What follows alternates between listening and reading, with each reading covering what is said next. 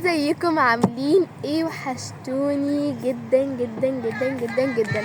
واخيرا يا جماعه الفيديو المنتظر قررت ارد على كل اسئلتكم اللي انتوا كنتوا بتسالوها لي وعايزيني اعمل فيديو وارد عليها كلها. ومامي هتظهر معايا اخيرا في الفيديو ده برضو، وهنرد انا وهي على الاسئله. وبجد يا جماعه انا عايزه اقول لكم قعدت اجمع في الاسئله دي قد كده. قعدت اجمع فيها قد ايه يا ماما؟ كتير، وعلى فكره مش كلها برضه. ايوه في اسئله قد كده لسه ما كتبتهاش. ايوه، بس حاولت اجمع الاسئله بتتكرر كتير وكده، واقول لكم بقى الفيصل اللي انتوا عايزين تعرفوه. ويلا بينا. انا بصوا يا جماعه عملتها في ورقه كده وخلاص عشان نعرف نقرا. وهقول اساميكم كلكم. هقول مثلا كل واحده اسمها واقول سأله ايه وهرد عليها. اول حد معانا وبسم الله ومتحمسين جدا. 1 2 3 ايه؟ نزل ورقه تحت شويه. ماشي. قطة واحدة اسمها جوجو رومي بعتلي انتي مسلمة ولا مسيحية؟ انتي مسلمة ولا مسيحية؟ مسلمة طبعا يا جماعة، ازاي هبقى محجبة واسمي تالين؟ تالين اصلا معناه تلاوة القرآن. مسلمة طبعا الحمد لله، مسلمة. تاني سؤال معانا وهي اسمها لين محمد، كاتبالي مين شجعك تفتحي القناة؟ مبدئيا يا جماعه انا من وانا صغيره جدا وانا بعشق المجال ده، وكنت حتى بقعد اصور كتير. كنت بقعد افتح الكاميرا وفاكره ان انا حلقت الكاميرا بتاعتك. ايوه، تيجي تاكلي تصوري، تيجي تشربي تصوري. بصي من كنت بعشق حاجه اسمها تصوير حقيقي. وكنت كل شويه اقعد افتح في كاميرا. وحرقت كاميرا ماما كانت جايبه موبايل جديد تكنو زمان، حرقت لها كاميرته اقسم بالله. 3 سنين حرقت الكاميرا. 3 سنين ونص كده. كنت بقى امسك الكاميرا اقعد اجري بيها اعيط. ولغايه ما كبرت كنت اخش اقعد اعك. عايزه اقول لكم كنت ببوظ كيلو دقيق وببوظ خامات كتير قوي وبحرق الحاجات، كل ده عشان اقعد اصور واعك مع نفسي. يعني انا من زمان جدا انا بحب الحاجات دي. وماما حتى بدات عملت لي قناه زمان قوي على اليوتيوب وانا صغيره، قالت لي تعالي وخلاص اعملي اللي انت عايزاه. وكان بابا بقى واهلي بيطلعوا معايا وانا ما كانش عاجبني كده، كنت عايزه لوحدي واخد الاضواء لوحدي وابقى كده. فما عرفناش نكمل فيها لان كل ما مثلا بابا يجي يبدا المقدمه كنت بقعد اغلوش عليه وكده، كنت رخمه وغلسه قوي الصراحه. ففي الاخر يعني عملت قناه اللي على الفيسبوك ديت، وبدات اصور عليها بقى واعمل اللي انا عايزاه وده من نفسي، يعني من وانا صغيره وانا بحب المجال ده لوحدي. اما بقى اللي شجعني ماما لما كنت بقول لها قالت لي ماشي هعمل لك وكده ولا ايه؟ صح. قالت لي انا كنت فعلا بشجعها طالما هي حاجه هي حباها، واهم حاجه يعني مش فيها حاجه حرام ولا الكلام ده كله، فيها اما تنبسطي يعني. عملنا بقى صفحه وبدات انزل عليها وكده زي ما انا عامله كده. ده بقى لما كنت كبرت شويه، اما وانا صغيره بقى كنت بعمل حاجات معفنه جدا، والحمد لله ان الصفحات دي كلها اتقفلت بجد. عملت اكتر من صفحه كتير، واخر حاجه بقى عملتها اللي هي وتالين عمر حكاياتهم اللي على الفيسبوك دي، ودي اللي انا مكمله عليها لغايه دلوقتي. لما عقلت بقى شويه بدات اعمل حاجه بجد محتوى هادف شويه. عملناها في 2022 او 2021. في الوقت ده دي اخر حاجه عملناها. يلا السؤال الثالث معانا. انت كده عندك صفحه على التيك توك؟ اللي على التيك توك اسمها سليم بالانجليزي ولا بالعربي؟ بالانجليزي. واللي على اليوتيوب تاني افكارها، واللي على الفيسبوك تالين وعمر حكايتي. واللي عايز نعمل على الانستجرام يكتب تحت الكومنتس ان شاء الله هعمل.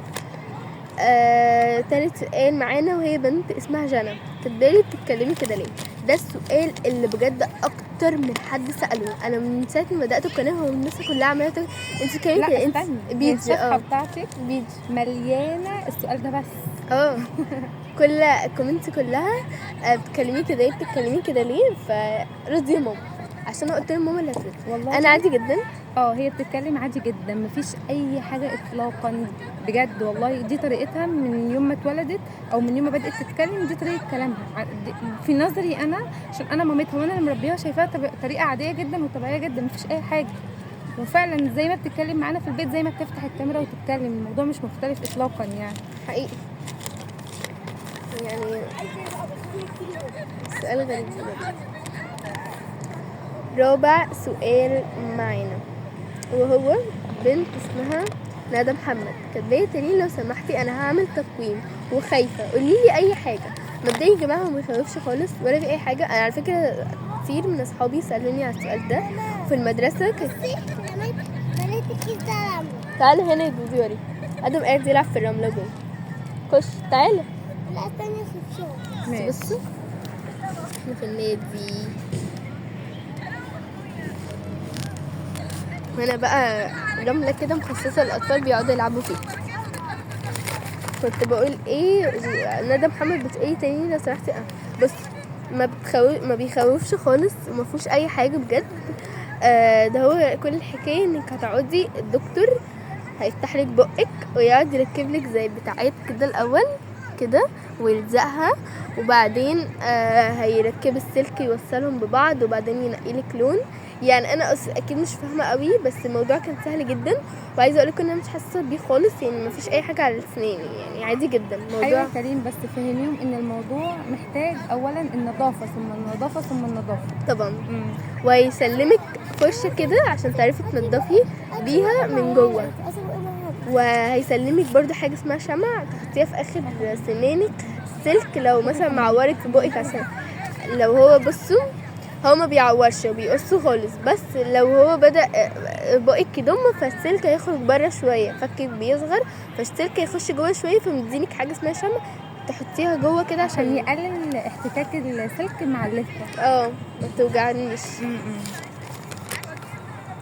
ده سؤال ندى محمد وهو كان عادي جدا يعني وما بحسش بيه خالص لسه ركبتش تحت بس بصوا عادي قوي عادي. واحده اسمها روان. هما بيقولوا لك عاملاه فين اصلا؟ هو كذا حد سالك المكان فين؟ هو هيجي السؤال دلوقتي حد فعلا سأل.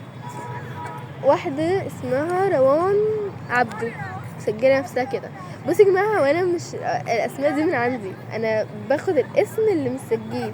يعني جوجو رومي دي هي اللي مسجله نفسها كده. روان عبده ماليش دعوه. كاتبالي انت محافظه ايه؟ القاهره. اكتر من حد بيسأل على السؤال ده لهجتي باينه جدا ان انا القاهره يعني عادي جدا. طب لو ما كنتيش ساكنه في القاهره من سكان القاهره كنت تختاري تبقي ساكنه محافظه ايه؟ اسكندريه بورسعيد مطروح؟ بس هو حقيقي انا من كتر ما بدرس في الدراسات فشايفه ان القاهره احلى محافظه في مصر عموما بس لو مش فيها اسكندريه. لا انا بحب مطروح. ما بتحب مطروح من زمان جدا حتى وهي صغيره تحب تسافر مع اهلها وكده. ماشي. سما هي وين مكان عياده الاسنان بتاعتك؟ واحده اسمها ايه سما فاسمها اكسبرت في مدينه نصر.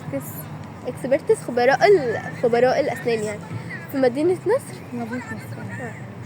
عادي انت ابحثي هتلاقيها على الخريطه او كده واسالي هتلاقيها هي معروفه واصلا احنا عرفناها من كانوا عاملين صفحه كانوا عاملين صفحه على الفيسبوك صح. فاحنا عرفناها بسببها يعني انت لو بحثتي او كده هتلاقيها عادي. بس على فكره هو مكان نضيف جدا جدا وبصراحه في دكاتره هناك شاطرين جدا والله ده مش اعلان بس ده حقيقه يعني. ايوه يعني اللي عايز يروح يكشف على اسنانه انصحكم عادي. دينا كاتبالي بموت فيكي يا تالين. بصوا يا جماعه انا اي حد بيكتب لي كومنت حلو بجد بفرح جدا جدا جدا ونفس الاحساس اللي انتوا حاسينه انا ببقى حاساه تجاهكم بالظبط خصوصا ان انتوا بقى اللي مشجعيني واللي بتعملوا لي متابعات وحاجات فانا بجد بعتبركم اخواتي وكلكم حبايبي وبحبكم جدا وزي ما انتوا بتحبوني انا طبعا بحبكم قوي. ماشي. واحدة اسمها هنا احمد كاتبالي لو خيروكي. كاتبالك ايه؟ لو خيروكي تتفرجي على مسلسلات كورية ولا مصرية وارجوكي ردي. لا مصرية طبعا. انا مبفهمش حاجة في الكوريين دول خالص ولا اعرف اي لهجة غير مصرية حتى اللغة الانجليزي. كل البنات المصريين بيحبوا الكوري جدا. لا اعتقد يعني ما اعرفش مش بحب الكوري خالص. اصلا يا جماعه تمام مش من هواة قوي التي في صراحه. افلام ولا كده، حتى في آه. رمضان يقعدوا يتفرجوا كلهم وانا مش عايزه اتفرج. فعلا دي حقيقه. ما عنديش طيب بال اقعد اتفرج على حاجه ساعتين يعني. طيب ايه تاني؟ واحده اسمها لؤلؤة المكنونه كاتبالي ايه لونك المفضل؟ سليم، تحيه كبيره للؤلؤه المكنونه دي. الصراحه انا بشوف تعليقاتها، كل تعليقاتها ما شاء الله عليها ايجابيه وجميله. عسولة. هي وناس كتير طبعا شبهها، بس الاسم ده انا حفظته عشان دايما بلاقيها بتعلق تعليقات جميله يعني. حبيبتي ربنا يخليكي، بجد بفرح جدا يعني، بفرح قوي بالكومنتات الجميله دي كلها. ماشي، بعتلي ايه لونك المفضل دلوقتي عموما؟ هي طول عمرها من وهي صغيره بتعشق البنكات، انا بدات اكرهها في البنك. لا انا مبقتش اختاري احب لون جديد بقى. بقيتش احبه في اليومين دول. لا بصي ممكن البلاك مثلا، او مثلا الموفي الفاتح قوي ده عارفينه بيبقى حلو، او العادي يعني. ماليش لون مفضل عموما، بس وانا صغيره كنت بعشق البينك بجد.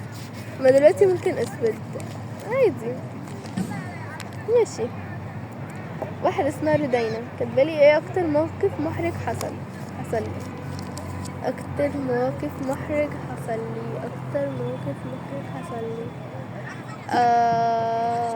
انا احكي. انا مره كانت واقفه فبتقول لي ماما بحبك، فانا والله ما سمعتهاش، رحت شخطت فيها. فاكره اليوم ده؟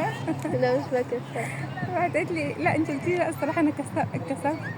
ده قريب صح؟ ايوه لا ايوه طبعا. بس في افكركم بحاجه تانية. بس مرة كنت في المدرسة، كنت صغيرة شوية، كنت في تانية ابتدائي كده، كنت صغيرة. ف حد صاحبتي اتخانقت انا وهي، فهي راحت تقول للميس، كنت انا المظلومة، انا المتضايقة، وانا ساعتها كنت صغيرة مش عارفة اعبر كنت صغنطتة قوي يعني، كنت في اولى او تانية ابتدائي كده، كنت لسه داخلة حتى جديد وكده، مكنتش فاهمة قوي، وخصوصا الايام دي كانت كورونا والدنيا ما كانتش بتروح قوي وكده. ف قالت لي اسمه ايه، راحت تسأل الميس، فانا لقيت نفسي غصب عني بعيط. الموقف ده محفور في ذهني قوي وفاكراه جدا بجد. الميس قعدت تزعق لي وانا كنت مظلومه، فما لقيتش حاجه اقولها وما عرفتش اقول حاجه، وقفت قعدت اعيط والله العظيم. ده موقف يعني من ضمن المواقف. ماشي، سؤال تاني. هور ليه مامتك وباباكي مش بيظهروا معاكي؟ بصي احنا مش من هواة السوشيال ميديا اصلا. ده السؤال ده. ثواني طيب هنسلم على حد وارجع لك. وبس كده يا جماعه، هنكمل عشان جارتنا قابلتنا، فقفلنا الكاميرا دقيقتين. بتقولي حور مامتك وباباكي ما بيظهروش ليه؟ عشان هم ما بيحبوش السوشيال ميديا خالص وبيكرهوها يعني. هم بقعد اتحايل عليهم قد كده يظهروا معايا، يقعدوا يقولوا لي النهارده طلعت معاكي اهو. بعد اتحايل قد كده على مامي تظهر معايا اخيرا ان ماما تطلع اصلا. وبس كده عملت لكم الفيديو الاخير. اقترحوا عليا تحت في الكومنتات كده اجيب لها تلين هديه ايه، عشان انا الصراحه عايزه افرحها، عشان ما شاء الله بقى شكلها زي القمر بالحجاب، فعايزه اجيب لها هديه الحجاب. فاقترحوا عليا تحت كده في الكومنتات اجيب لها ايه بالظبط. اقترحوا على مامي هديه. هتجيبي لي هديه؟ اهلا. طيب هيقولوا عليه.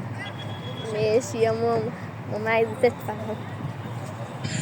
يلا بابي بيتصل واكيد هنروح بقى دلوقتي. وبس كده، واشوفكم في فيديو كتير، وما تنسوش تشتركوا على في التعليقات وتعملوا لايك وتكتبوا لي كومنت حلو من كومنتاتكم الجميله عشان اعمل لكم فيديوهات اكتر واكتر وتدعموني. وبس كده هنروح دلوقتي، ولو عايزين فكرة فيديو تانية اكتبي تحت في الكومنتات وانا هعملها لكم اكيد كل اللي انتوا تطلبوه اكيد هعمله لكم.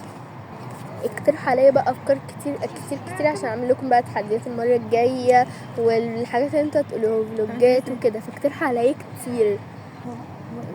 وبس كده، باي.